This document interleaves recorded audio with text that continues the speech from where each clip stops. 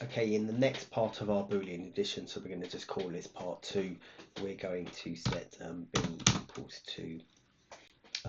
false again, and then in fact we'll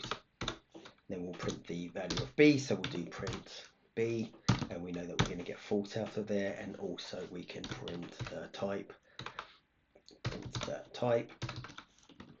of b, and we get the false, and we get a class of Boolean. And then if we want to go along, we can do a false plus a false, and we saw this before. This turns into an integer because the booleans get casted, and actually we can continue this, so we can do a false plus a false plus a false. The logic extends, we can do it as many times as we like, and if we put a true anywhere in here, true, not try extract, control Z, a true,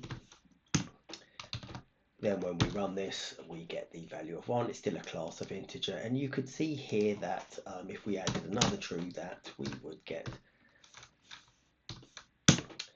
the value of 2, and it'd still be a class of integer. And the one way of redetecting it was to convert this integer, because these booleans get converted into integers. It just looks like a naught plus a naught plus a naught plus a 1 plus a 1, which is why we get 2.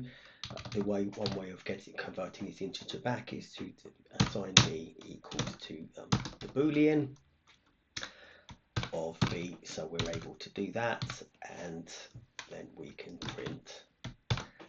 b, which should then return us something, and we see that we get a return value back of true. Now we can begin to play with this, so this will be interesting.